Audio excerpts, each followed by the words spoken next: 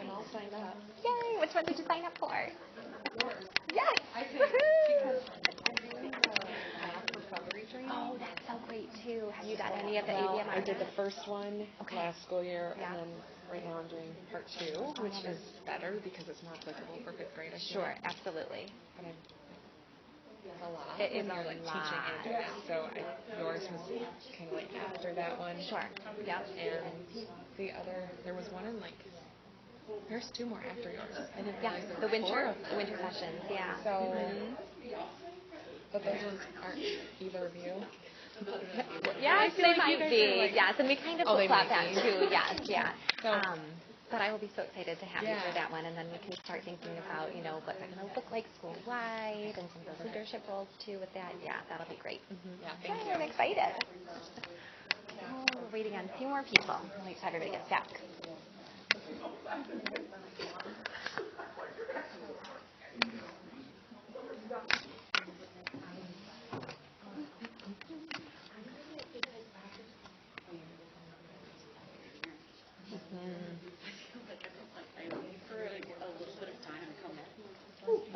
It's so nice. Are all of your rooms air conditioned? No. Okay. No, my classroom down here is Yeah. the whole high school is not. The whole high school is not. Okay. The library is not either. Yeah. I was gonna say like the like so like bands, music, library. Yeah. I think did Jackie pick? I don't know if intervention has tasting. I'm not Okay. sure. I think it does. I think it does because I think they've had meetings in there. Okay. So, but they're working on getting more of the school air conditioning. That will be nice. Yes. It's always hard those first few weeks of school and then that last month of school. Yes. Uh-huh. All right. I think we're just waiting for a few more people, and we'll get started right over here.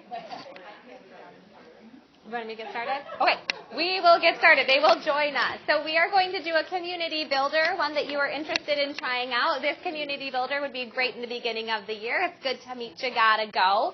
And it's kind of like a speed dating mingle with your students. And so you'll have them get up. You could play music if you wanted to. And they're just going to walk over to someone. This is a great time to model what does it look like to greet somebody. Maybe making eye contact, shaking their hand, having their bodies face each other, and you're just going to say, hi, my name is Emily, and we're going to include a fun fact. I'm going to say, my favorite food is pasta. Good to meet you, gotta go. And then Vicky's going to get a chance to say the same thing. My name is Vicki, and my favorite food is pizza. Good to meet you, got to go. Okay, so we both had a turn. Now we're going to mingle around and find somebody that's not engaged in that conversation and do it again. Hi, my name is. My favorite food is. Good to meet you, gotta go. Our partner gets the same chance to do the same thing. Any questions before we start? We're going to do favorite food, but when you do it, you can do any fun fact you want. And when you're first starting with a brand new group of students, you might just do names. Yeah. Okay, so go ahead and stand up. Vicki and I will engage in this as well.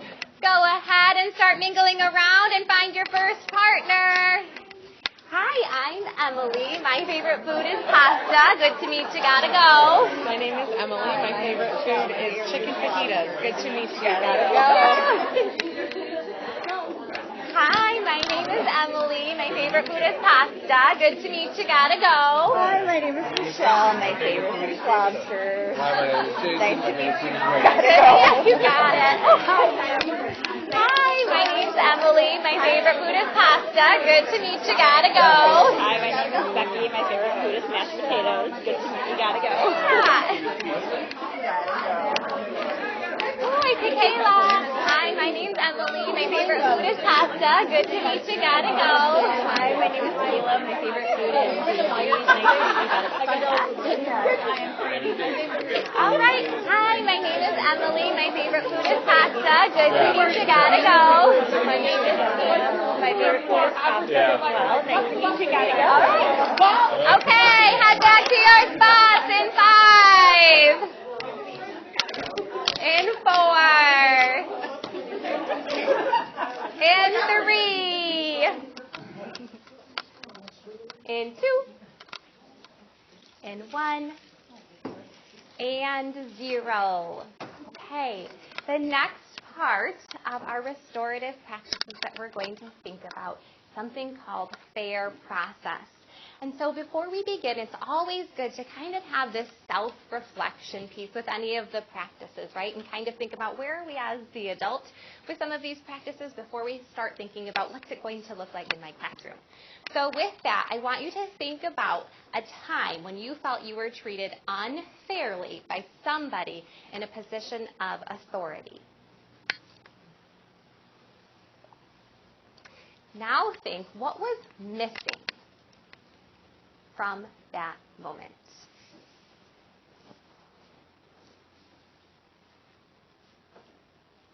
Why was it unfair in your eyes? When you have it, go ahead and stand up and find a partner from a different table to share your experience about being treated unfairly. So go ahead and stand up when you're ready. Find a partner from a different table if you can. Yep, and just share what your experience was. What was missing?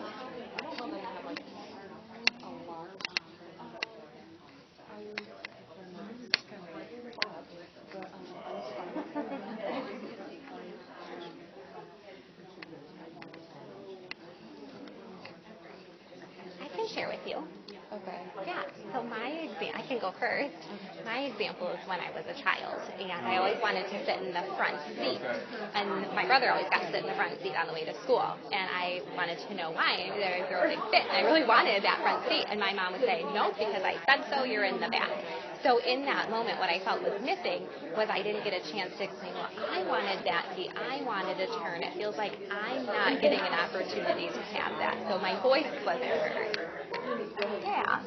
Do you have an example? One of my first jobs as an adult, I got wrote off because I had a nose ring in, although my boss told me as long as her boss doesn't see it, it's okay. And then somebody had complained about it. So I felt like they were not clear and in sync with the expectations. Perfect example. The expectations weren't clear. Yeah, absolutely, because there weren't any clear expectations and you've got mixed signals, rightfully so. Could we use that example? Would you feel comfortable sharing that? Or I could share it for you? Sure. And if you don't, that's okay. That's fine. Okay. All right, that's a really good one because one of those key components is missing that we're going to talk about is going to be that expectations and the clarity of those. Yeah, thank you. All right, try to finish that conversation. When you're all done with your conversation and sharing, you can head back to your seats. Thank your partner.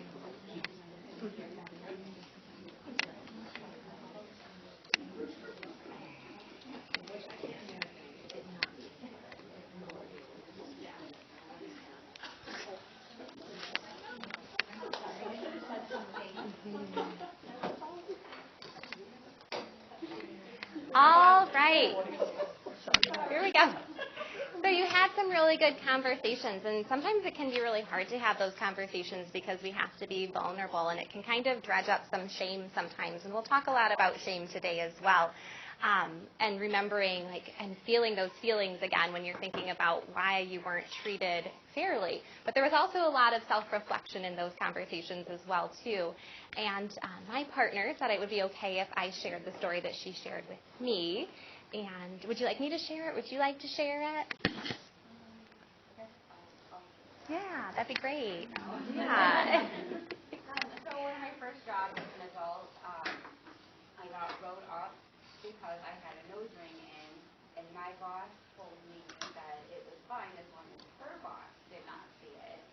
And then somebody complained about it to her boss, and they wrote me up. So I was feeling like the expectations were not very clear, and I was pretty upset about it. Yeah. So through that conversation, we were able to figure out, and she was very self-aware, that the piece that was missing there was that clarity of expectations, right? We have to have that in order for us to feel fair in situations. Would somebody else like to share their situation and maybe what was missing? Yeah. Thank you. I love it. We're being brave and vulnerable. I'm going to keep it pretty vague, but I had an administrator that singled me out and targeted me, and eventually led to I ended up not working at that school anymore because there was a situation and he had one idea and he didn't want to hear any other side. He didn't want to know. He didn't want to hear an apology. He just targeted me for the rest of the year as that I was that bad kid then because of this situation. And I said what was missing was a communication or an empathy, things like that. Because I said I wanted to grow and do better, but nothing was ever good enough for that person. Yeah. So another great example. So in this situation, we were missing engagement. She didn't have an opportunity for her voice to be heard, and that's going to be another key component of FAIR process. Okay. So thinking about those experiences that we've had as adults kind of helps to start think about this FAIR process that we can bring into the classroom. So I want you to focus just a moment on this quote. Individuals are most likely to trust and cooperate freely with systems, thinking about our school systems, our classroom systems, whether they themselves win or lose by those systems when FAIR process is observed. So our two examples here, they may not have really won or lost in those situations, but if we would have had expectation clarity and we would have had voice, it would have felt a lot more fair to that individual, right? So there's three components of FAIR process, and we've hit on two of those. We have our engagement piece, and that means voices have the opportunity to be heard, right? We're respecting our students just like we want them to respect us. We're giving them an opportunity for their voices to be heard. That doesn't mean that we have to agree with them. It just means they have the opportunity for their voice to be heard. Explanation. That's going to be the why. We're explaining why we're coming to our decision so they can understand it. And we're moving away from because I told you so. I know as a child I heard that a lot from my parents, and it felt really unfair. I know as a parent sometimes I say that to my own children, right? And so reflecting, and it feels unfair when we say those things. So making sure we're explaining our why. Then we have our expectation clarity. Our example from your colleague, making sure that those expectations are clear moving forward so that incident doesn't happen again, right? Making sure those expectations are clear from the beginning. All of those are going to make some of the conferences and the conversations that we have with our students feel more fair to them. Okay. So what does FAIR process achieve? There's some things that it does achieve and some things that it does not achieve. It's going back to that with, right? We're building that trust and that communication. We're not shutting students off by saying, because I told you so, end of story.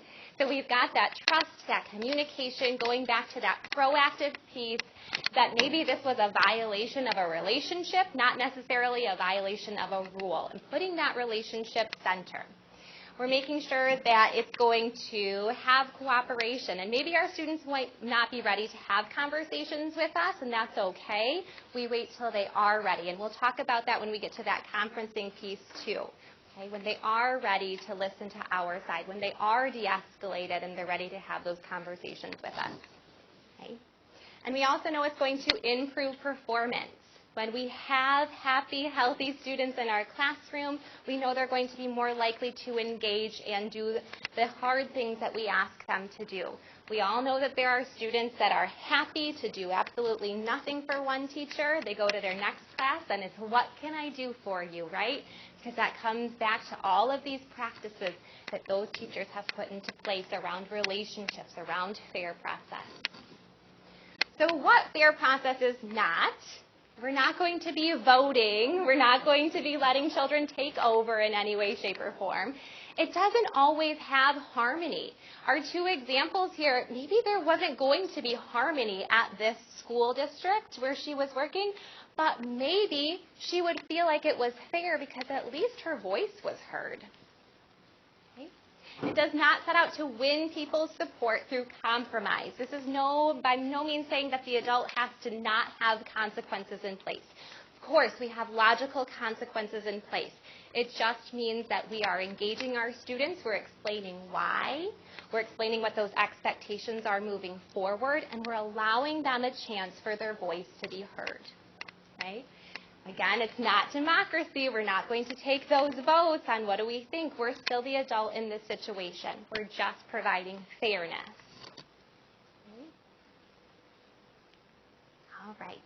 So I'm going to have you reflect a bit on your own for a moment. And in your binders, in the restorative framework, right behind the social discipline window, you will see there's an article about fair process that touches a little bit more on those three parts that we went through that are crucial to have fair process when we're having these conversations with our students: engagement, explanation, and expectation clarity. Over to the side, it kind of tells you what it is and what it is not. So take a moment, get out your highlighter, and read through that. And while you read through that, pay attention to the three principles. Why is fair process important? And try to be able, in your own words, to summarize what fair process is not.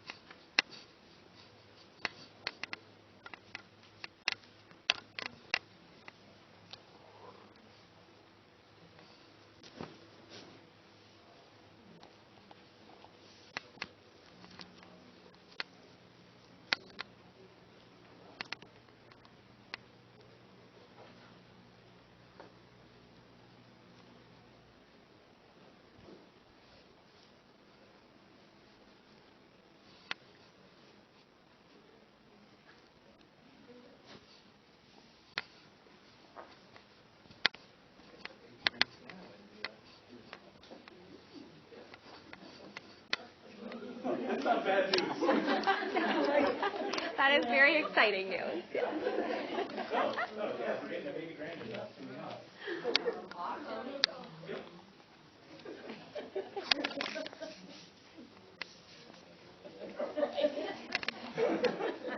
Did you feel like a student walking in after they had a conversation? Yeah. Just a little bit. It's good news. Totally Yeah. fine. Like as soon as I walked out, because he saw how I walked out, he's like, "No, it's good news." Yeah. To experience those feelings as adults. Yeah.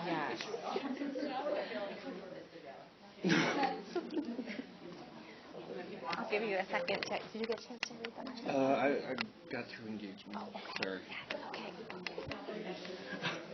My other big thing, because they call me Rusty, but anytime I hear Russell or Mr. Gallus, I'm like, oh, I'm in trouble. Dun, dun, dun. All right, we'll spend about 3 more minutes reading our article, and then we are going to have a processing activity around some of these questions.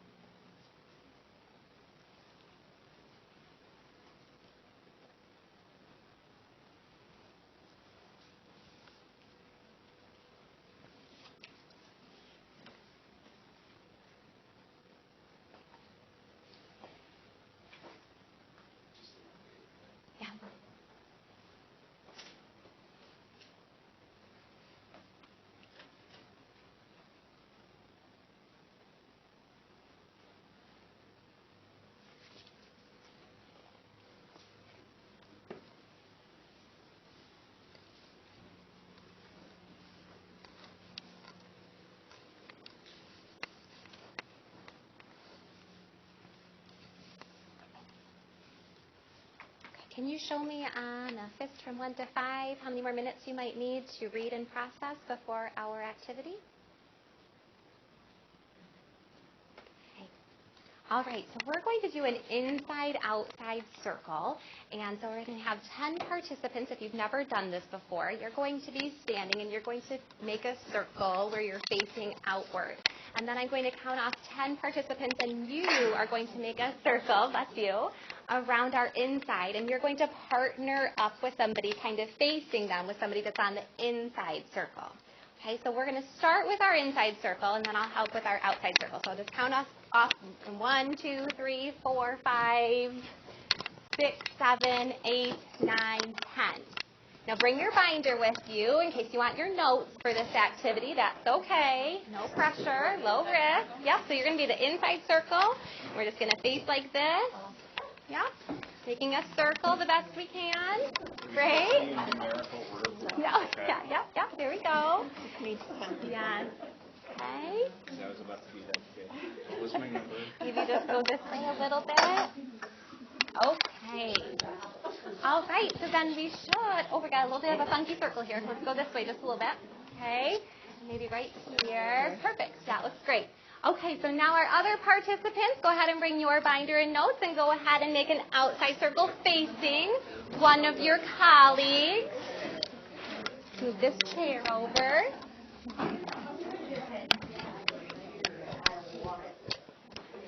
All right. Okay, and everyone should know who their partner is once they're there. Okay, and Vicky's going to have a partner. I think there's Dee Dee needs a partner. Okay, right here, Brittany. Raise your hand if you don't have someone across from you, if you need some help. Yep, Dee Dee's getting one. Okay, all right. Okay, if we had a little bit more room, we might spread out just a little bit, but this is going to work just fine.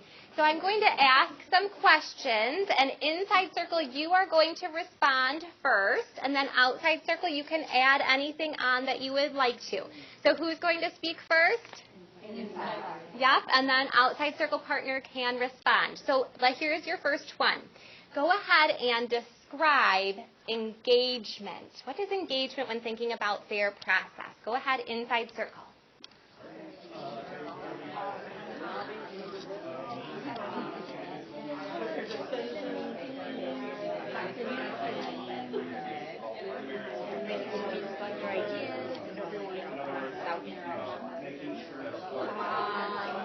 Better decisions.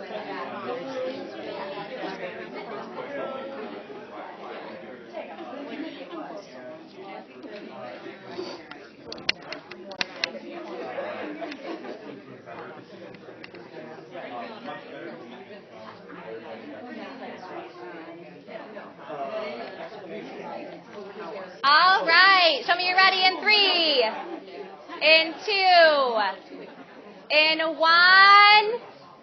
Hey, thank your partner.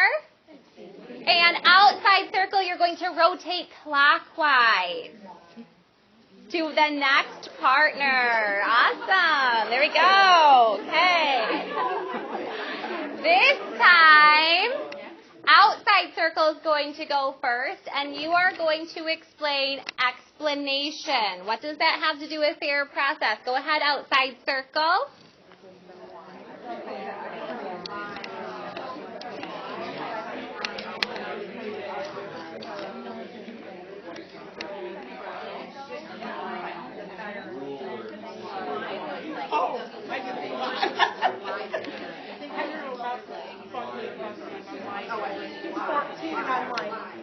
Because I stopped. No. I do it too. Why? Yeah. I'm not explaining right now.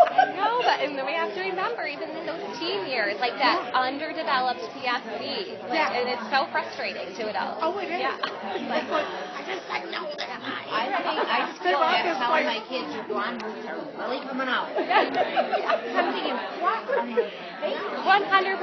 yeah. I just don't get it. Right. I have the other. Yeah. What is going through your mind? Yeah, I have a 5-year-old and a 2.5-year-old, and I feel like I'm in that stage of life, but different too. Like, what's going on?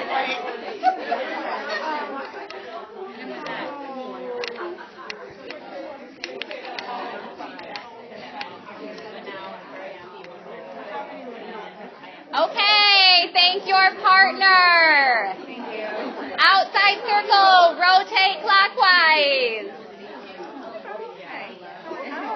Hey, inside circle. Oop. If I can have you back in 5 and 4. Oh, that was fast. Okay, we'll just go to 0. Okay, inside circle, could you please explain expectation clarity and how that relates to fair process?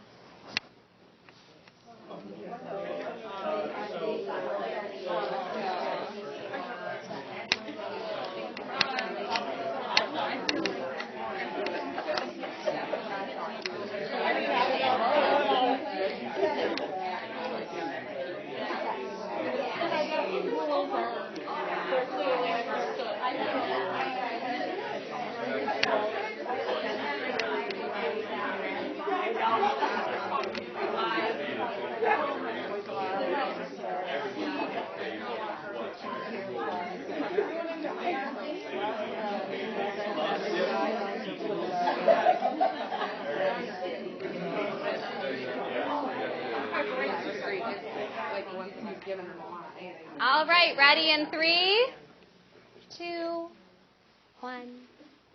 Outside circle, rotate clockwise.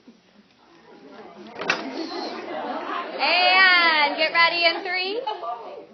It's so exciting. In 2, in 1. Thinking back to our colleagues' personal adult stories, your own adult story, thinking about these practices in the classroom. Share your own self-reflection. Outside circle can go first. Why is fair process important?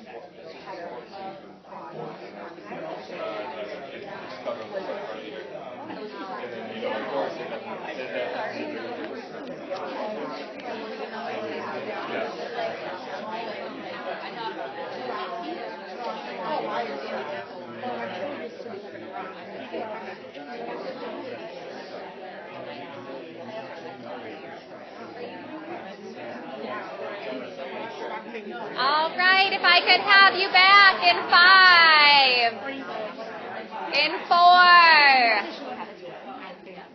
in 3, in 2, in 1. This time I'm going to tell you the question before you rotate. And the question is going to be, what is fair process not? So think about what is it not.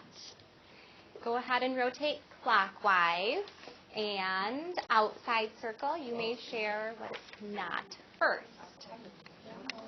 Did you say outside or inside? Outside. You did.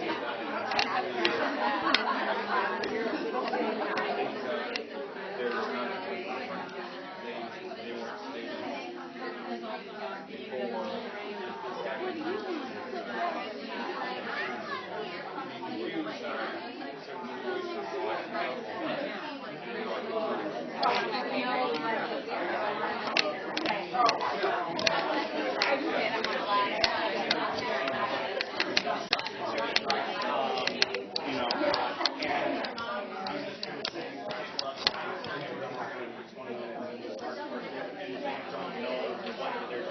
This could be from a lack of reading the 19th century and maybe also not following through what I just said.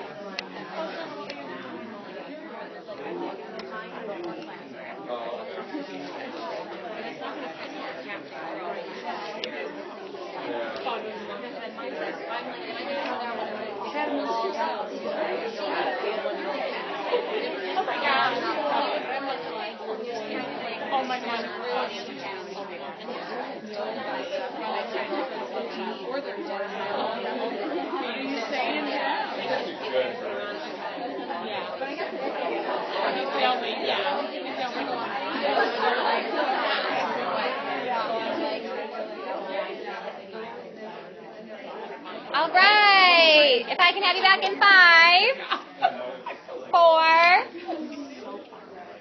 4, 3, 2, 1, 0. So lots of good reflection. It's very clear you understand what fair process is and what fair process is not. Go ahead and thank your partner. We're going to get ready to practice. Head back to your seats.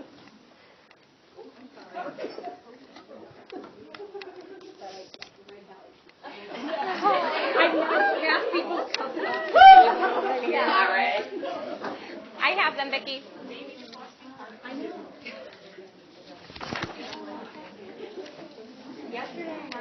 All right, role play? Okay.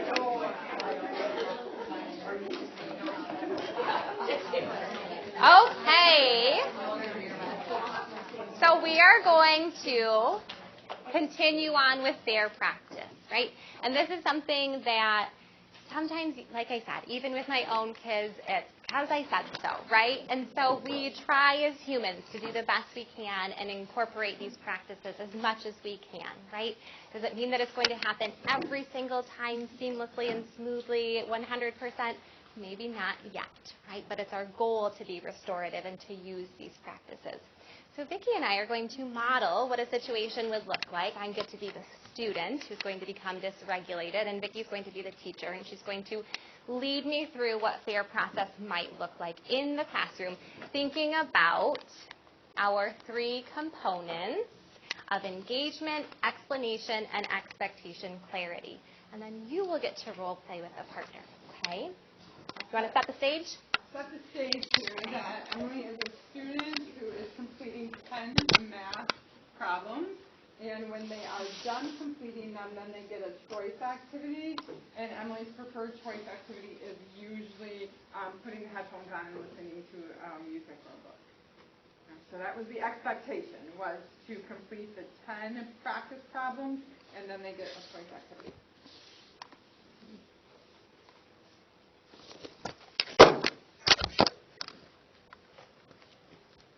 Emily.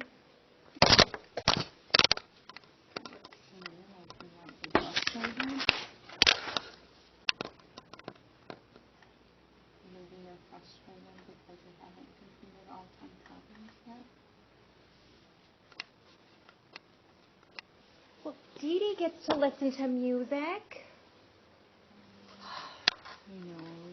Dee Dee had completed those 10 problems. Becky's listening to music, and Rusty's listening to music. They're all listening to music. So you're frustrated that it's not fair because... It's not fair. I'm never treated fair in this classroom.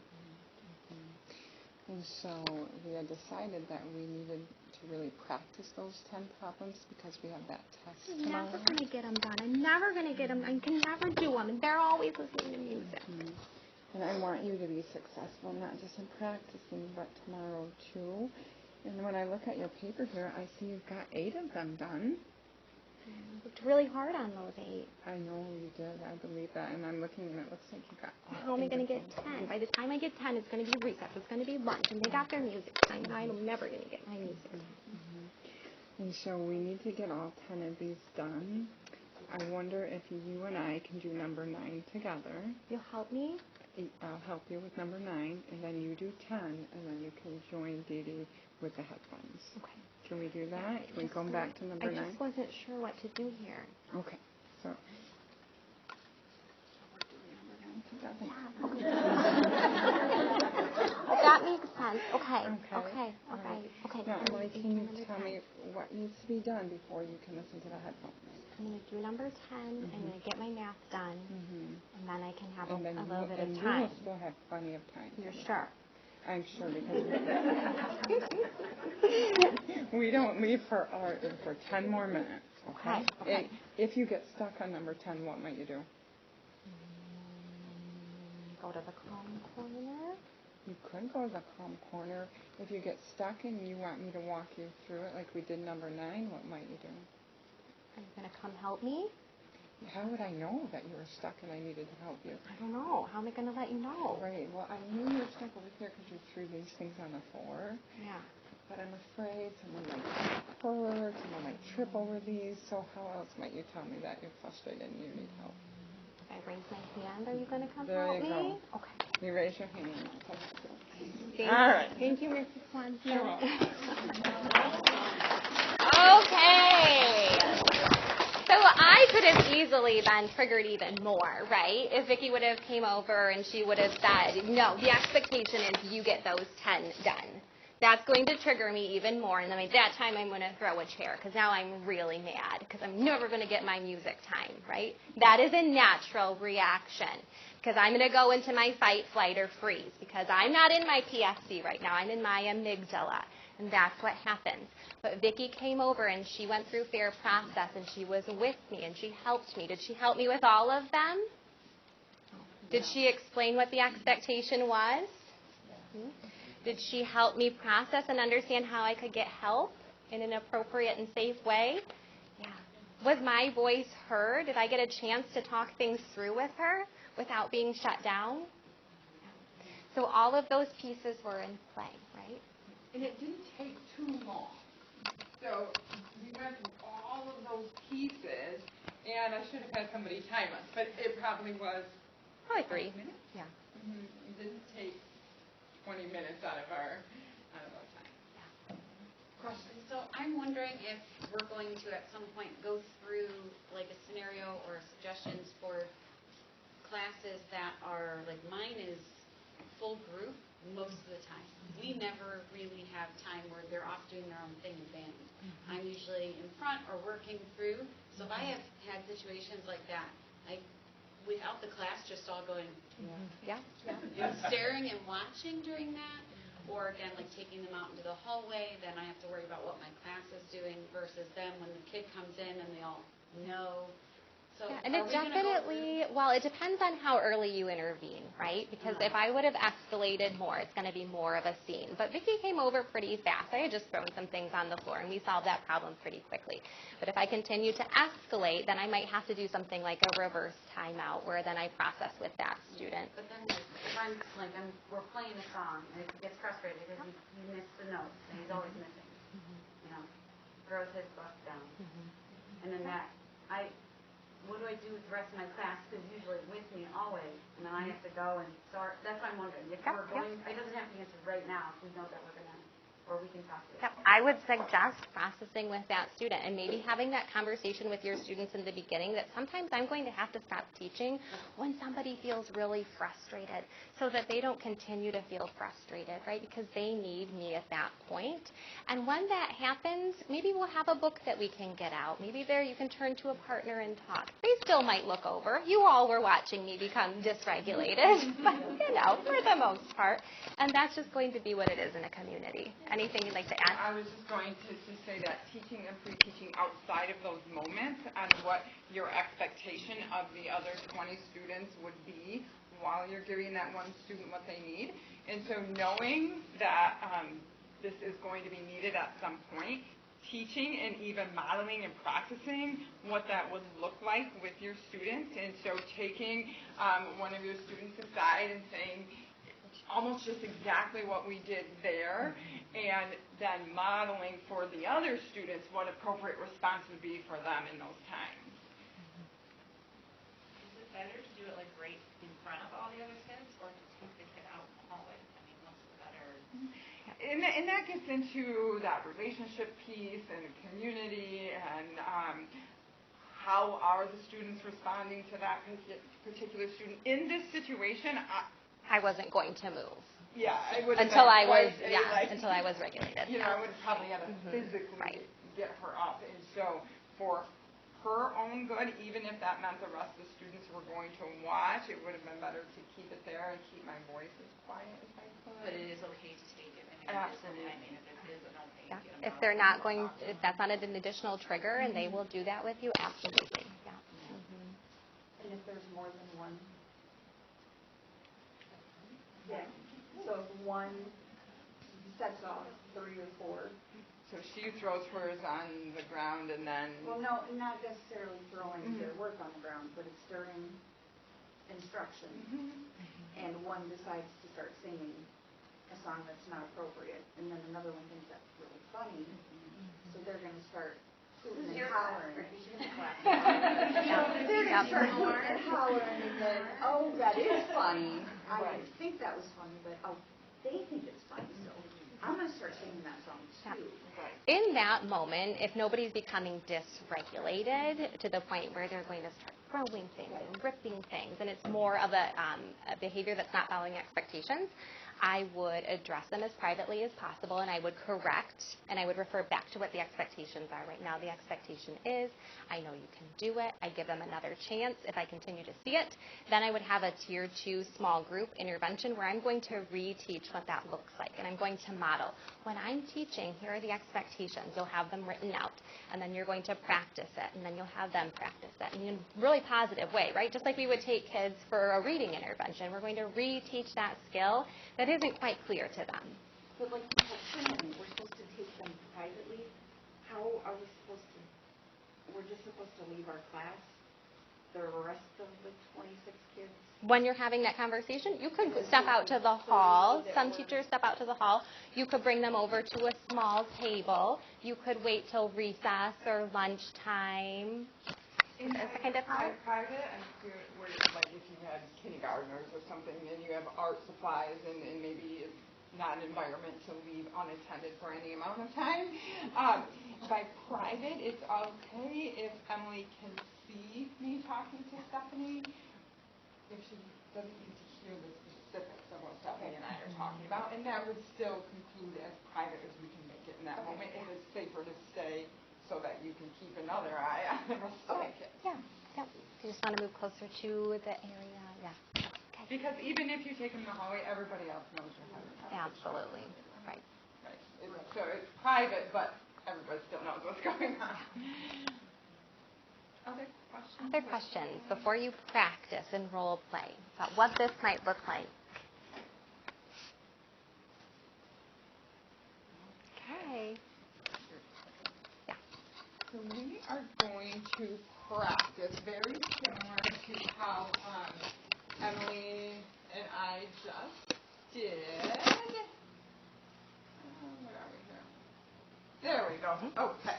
So we're going to pass out scenarios, and on those scenarios are 5 different scenarios that might happen in your classroom.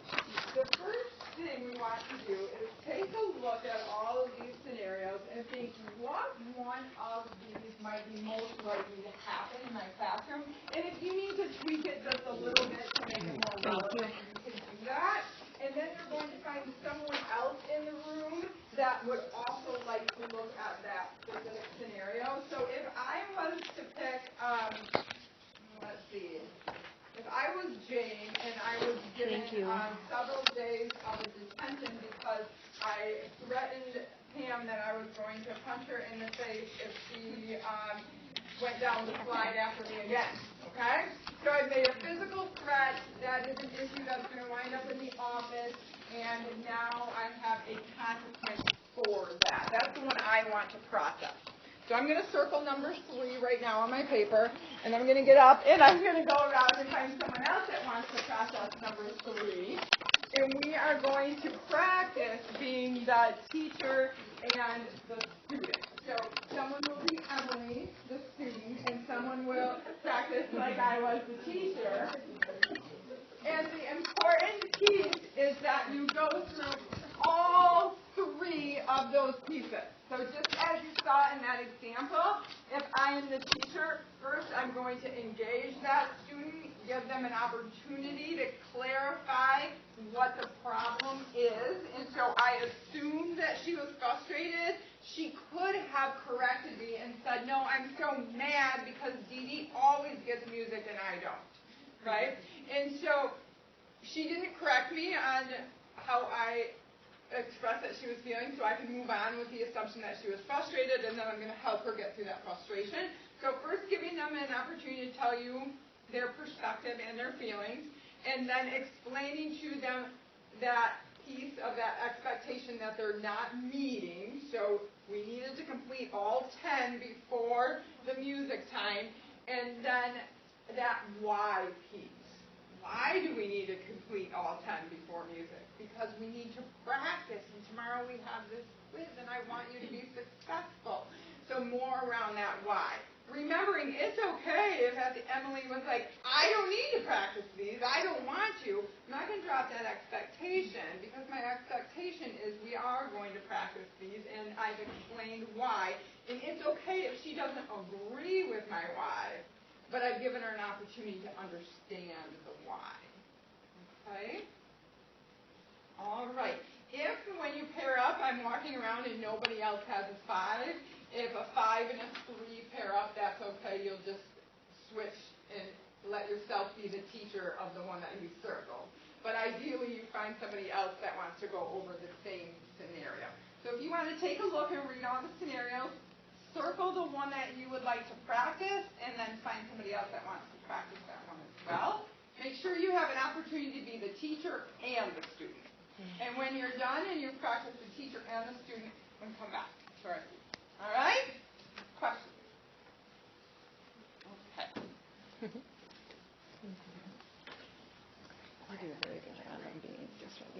I know you always enjoy when I get dysregulated.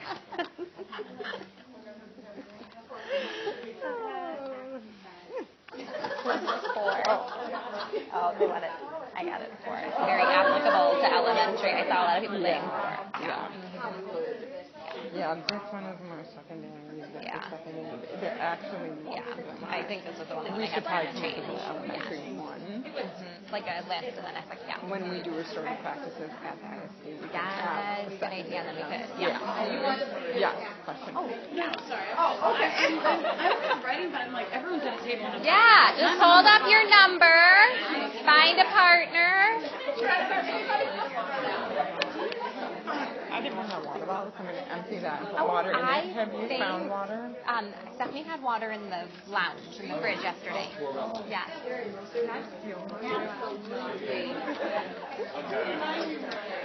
Oh, I'm not sure. Amy's got it. turn right, it's all the way down. That's usually what I get.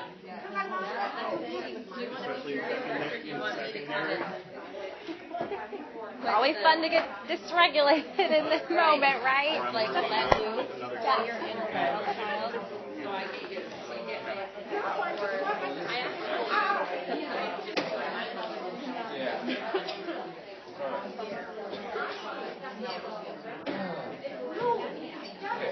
So why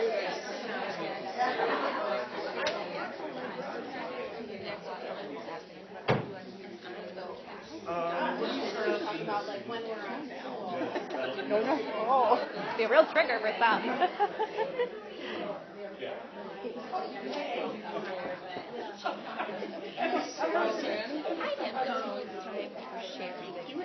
I don't want that back.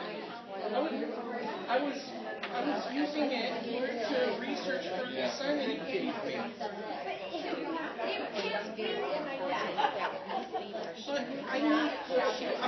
I need extra. I'm not sure what it is. Role plays are always fun. You nailed it, student. Oh, thank you. Vicky always loves dealing with you as a student. Nailed it. Thank you. Are you comfortable taking your exam for your background until it's time to get sharing time? I think that's a safer plan than your background as well. That's a good idea. I reminded her of her. Where does your dog go today? Ooh, you two nailed it. Good work. I know. She still wasn't happy about it, but at least we got a chance to talk through. Yep. You're going to switch. Yep, so you each get a, now you get to be, the student, teacher. They're having fun. I always like to listen to the role play. Yeah. I'm thinking about timing for lunch. So we'll give them an opportunity to write down their takeaways of their process and their plan. Yeah. And then we will show, I don't think this is very long. No. Is it a couple minutes? I don't think so. Yeah, I don't think it's I'll need to bring it up. Okay. So the empathy, then go just start to get into shame and some projects that could actually exclude instead of include. And then we have lunch mark after that. Oh, yeah, so we'll go into shame. Some more shaming, yeah? We might have time, don't you think? Yeah, we will have time. Okay, so we might get into the compass of shame? Yeah. Maybe. I'm doing compass of shame. Yep, okay. I'm going to Okay. go grab my notes. Okay. And if we want to kind of do that one together, that would be, do it together. Compass compass of shame. together. Yep. I was so focused on the affective statements last night And that I now was we're like... going to get into some pieces that we just also took from Amy. So it's Yeah, fun. I'm a little proud. I know.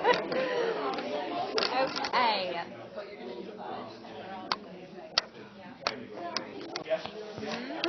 It's easier to be the student, you know. I mean, it's still not easy to become dysregulated, but yes, absolutely. You have to think about those pieces as a teacher. I think it says like we've all seen the students there. Yeah. So it's easy to like play that role. It's hard to like think. That's why we have to like talking and then we'd be like, hold on, wait. Right. What am I going to do next? Yes, good. I'm glad that you enjoyed that practice. Yeah. get a good reflection that it's easier to be the student, which I would 100% agree with. Yeah, right. Yeah. I would go ahead and agree with that. And that she was looking back through those steps as she was practicing things. That's why it's so important to practice. Yeah. And I mean, honestly, when I was with you, I even looked up Had there to think, and I've done the Did I engage? Did I explain? Yeah. Is there clarity? Yep. Okay. Okay, our clicker's there. She lost her name tag, and now I can't remember. We were just asking what your name was, and I don't have a name tag. Oh, no. I wasn't here when I got them, but I'm Franny. I'll just use a stick. 1 and 0. All right. Before we go ahead and add to our individual implementation plans around fair process, let's go ahead and share out what were some of our takeaways. What was challenging? What do I need to make sure that I make myself a note of and come back to, remember? Franny was giving the example that this is a lot easier to be the student than to be the teacher. And our students probably feel that way too. And to be honest, right, like I have trained and practiced and used this for a long time, and even when I was with Emily, I'm like, okay, I've explained that. Make sure and so it's definitely something that we have to practice, and that goes back to what we said at the beginning. It's not just that innate automatic response to behavior to really live in that window. And so we have to practice this multiple times. It might even look like throughout the year at staff meetings we have different scenarios.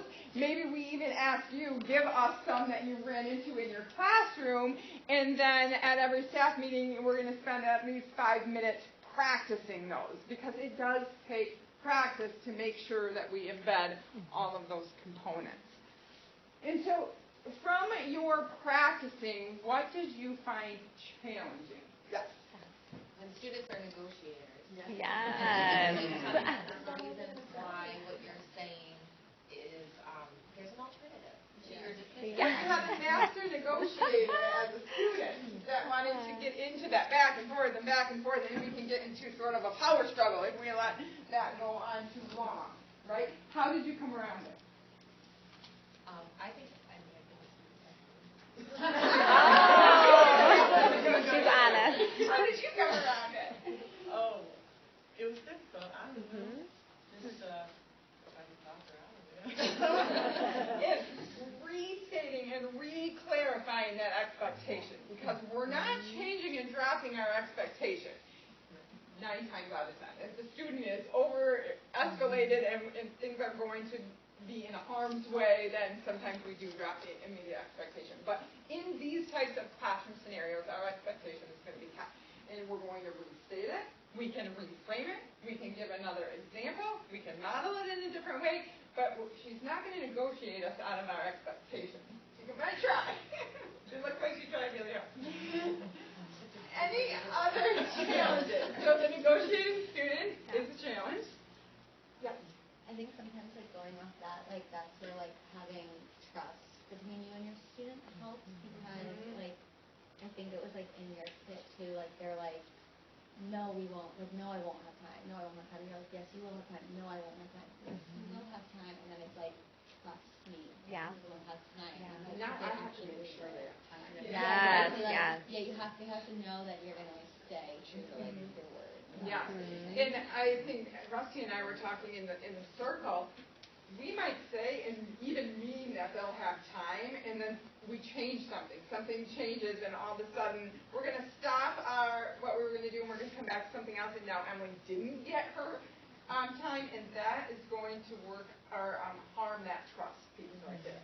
So if I'm going to say it, Emily, you're going to have time. I didn't say you're going to have 5 minutes or you're going to have 12 minutes. I said you have some time. I have to make sure that Emily does get that time now. So following through on what we say as well to help build that trust. Do you think, because in those cases, running out of time is a big point. Yes. Yeah. If you were I know that we didn't get to that today, like you said, we're going to start with that next time. Do you think that that's still harmful, or is that going in the right direction? So what if this was the end of the day, Mm-hmm. and literally we had 5 minutes left, and number 9 and 10 was probably going to take her 5 minutes, but I said that. I didn't recognize maybe the time, and I said you were going to be able to listen to the music, and it's time to go home, and she's a bus rider. I can't keep her, and she has to get on the bus. And so I think at that time, that negotiating piece comes in where I recognize I was wrong. And that is some of that self-reflection and self-awareness where I can recognize that I missed the time mark and I thought we had more time. And I can now give Emily some choice. So I gave her voice, but I didn't really give her a choice in the matter. I kind of told her what we were going to do.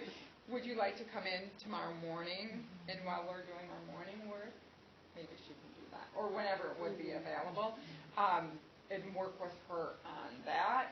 So yes, I think if that does happen, and you said something, and you cannot follow through with it, then making sure that we own that it was our mistake this time, and how can we make that right. But, so yes, I think I that was would going to be. say, I just want to make sure that that's not going to be like harming to the student, because like in class, I'm like, I know you wanted to play that song for the group, but because this song took a little bit longer, right. You know, is it okay if we start off the next class and we perform for us? Yes, and I think as long as we're open and honest in that communication and we don't break that trust piece, that would be okay. Okay.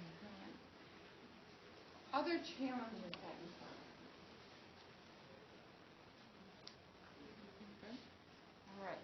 So in your implementation plans, and those first pages of your binders there, go ahead and take a minute. What do you want to make sure you remember? Maybe it was coming back to the why is something that oftentimes we forget. Maybe it is that it's okay to repeat and clarify those expectations over and over again. Maybe it is that piece that we talked about, like what is a private conversation? What is my plan if I can't physically meet 20 kindergartners unattended? Where is my private space in my classroom where this conversation might take place?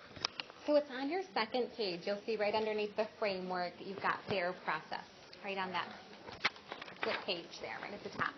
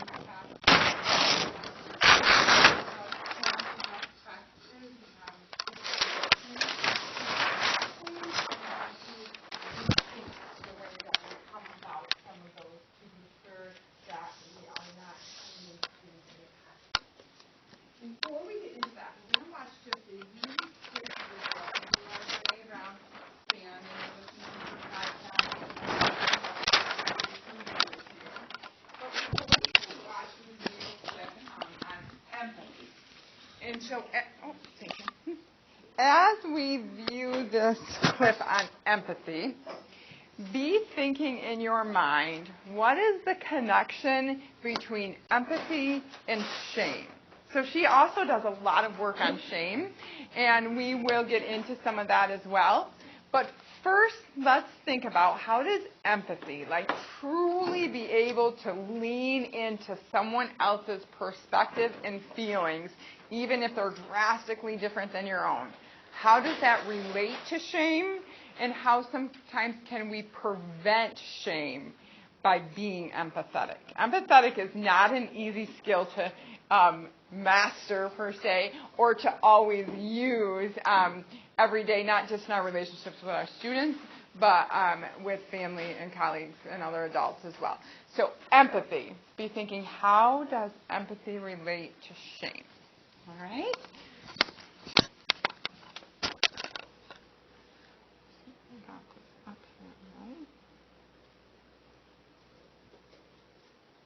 Disconnection. Empathy, it's very interesting. Teresa Wiseman is a nursing scholar who studied professions, very diverse professions where empathy is relevant, and came up with 4 qualities of empathy. Perspective taking, the ability to take the perspective of another person or recognize their perspective as their truth. Staying out of judgment, not easy when you enjoy it as much as most of us do. Recognizing emotion in other people and then communicating that. Empathy is feeling with people. And to me, I always think of empathy as this kind of sacred space when someone's kind of in a deep hole and they shout out from the bottom and they say, I'm stuck, it's dark, I'm overwhelmed. And then we look and we say, hey, I'm down. I know what it's like down here. And you're not alone. Sympathy is, ooh, it's bad, no. You want a sandwich? Empathy is a choice, and it's a vulnerable choice, because in order to connect with you, I have to connect with something in myself that knows that feeling. Rarely, if ever, does an empathic response begin with at least. I had it, yeah. And we do it all the time, because you know what? Someone just shared something with us that's incredibly painful, and we're trying to silver lining it. I don't think that's a verb, but I'm using it as one. We're trying to put the silver lining around it. So, I had a miscarriage. At least you know you can get pregnant. I think my marriage is falling apart. At least you have a marriage. John's getting kicked out of school. At least Sarah is an A student. But one of the things we do sometimes in the face of very difficult conversations is we try to make things better. If I share something with you that's very difficult, I'd rather you say, I don't even know what to say right now, I'm just so glad you told me. Because the truth is, rarely can a response make something better. What makes something better is connection. Okay, so that's one of my favorites from her. When we think about that in terms of student-teacher relationships, especially in the younger elementary, we want to just make it better. And oftentimes, from our adult brain perspective and experiences, it's not a big deal, and we can make it better. But to that student in that 7-year-old brain and 7-year-old experiences, and maybe experiences different than ours, it is in that moment, in that situation, a big deal. And that part where the response isn't going to fix it anyways, right? And so whatever we say, it's going to be okay, you're all right, why don't you go ahead and tie your shoes and head out and play with your friends, and you'll feel better after you get done playing. Right? They're probably not going to feel better long term, maybe in that moment, but our relationship with them, we have an opportunity to build on, to create, and to really lean into so that next time they will come to us. And maybe we'll learn a little bit more about the why behind their behavior. And so remembering, we want to go to fix it, right? They're crying, they're upset, they're mad, whatever, they're shut down. We want to fix it. We want them to get to work. We want them to go to recess. We need them to do these things so that we can evolve as a community and continue our learning for the day. But sometimes it's okay not to fix it and just to come back with that response of, I hear you. You want to tell me a little bit more about that? You're having a bad day. And a lot of her examples were adult to adult reflections and examples, but we certainly can think about that in the student piece too. And I think we're even more oftentimes inclined to react to that student in a fix-it type of language and behavior. And so keeping that in mind as we look at shame, both shame that we have experienced as adults and how we can prevent shaming in our classrooms, that empathy piece is really important. All right.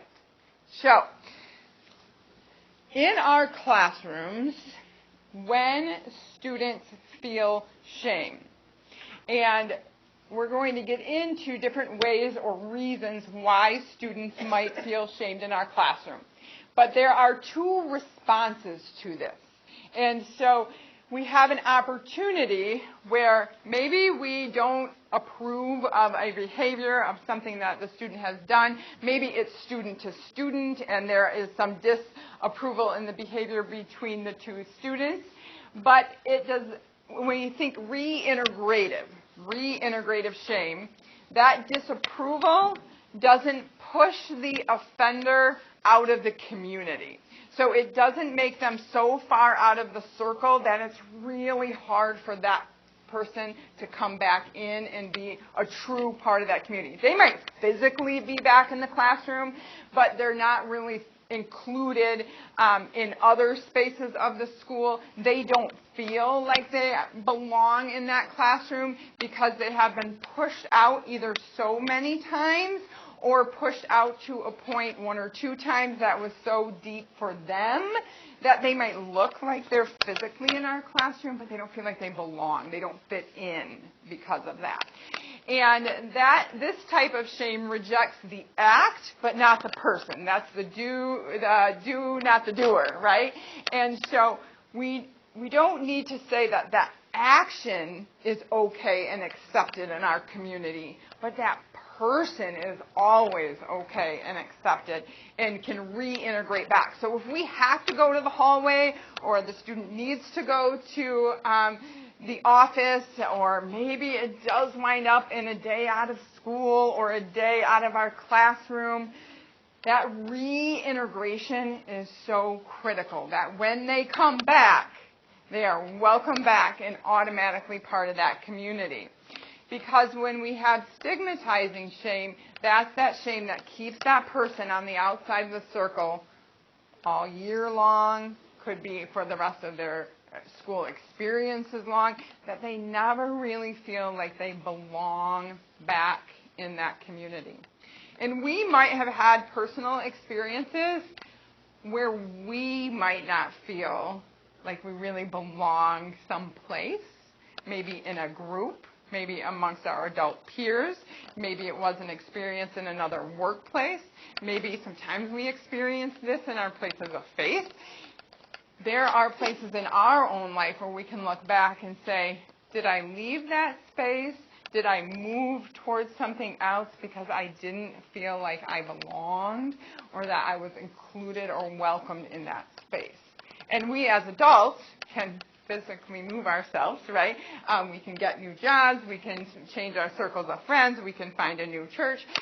But students are here in our classrooms and in our schools.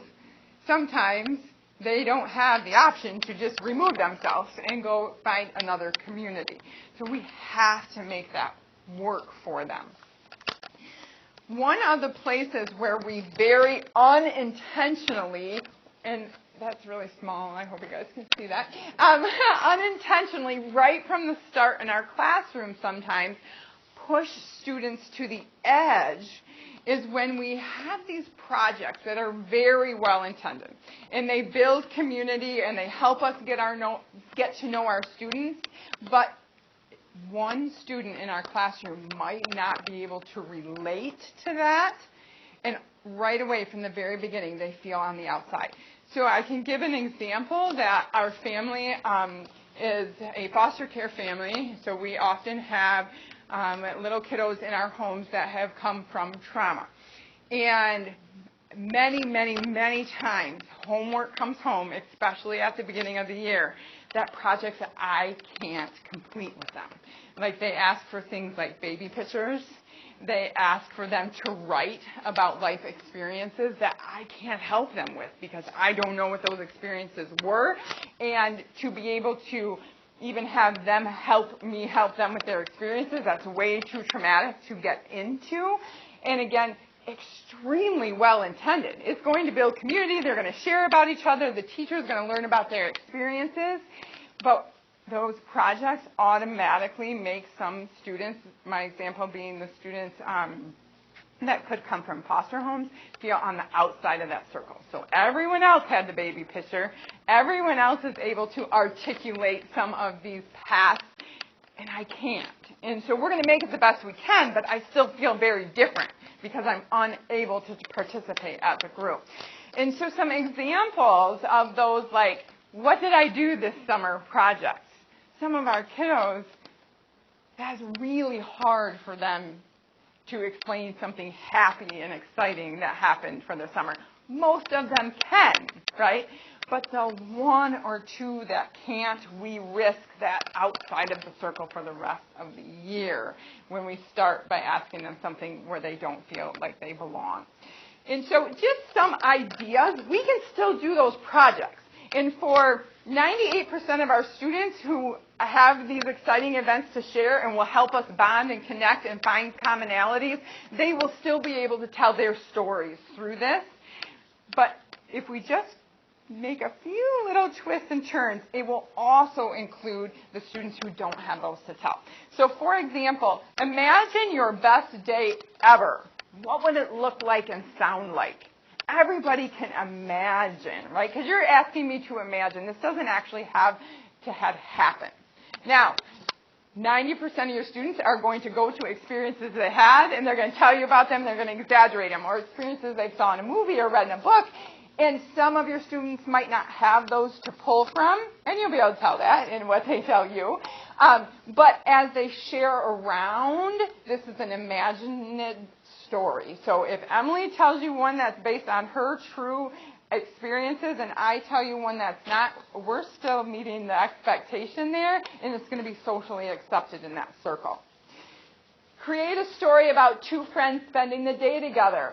What would make this a happy day? Now you get into what does your student like? What don't they like? What might they eat for lunch? What might they participate in? You know, you could also say, what would make this day sad, or what would make you mad? You can ask them these questions, and you're learning those personal pieces from your students, but everybody is involved. You're not asking them to explain a happy day that they've had.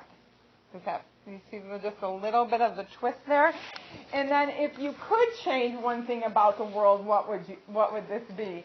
And so when you ask students those things, you will learn about some of their past through this, but the risk is small. Because you didn't ask me what I would change about myself or my family or my experience. You might still learn about it. But you didn't ask me to risk much by telling you these things, because I could also tell you some fluff, and you don't know for sure if it's true or not. But from all of these things, you will absolutely get to know some personality and characteristics and experiences from your students, and they will get to share amongst each other. But we've really leveled that playing field and limited the risk where everybody is included. So we might just ask ourselves, anytime we're doing journal prompts, we're having projects, we need the parents at home to be involved in developing something. Those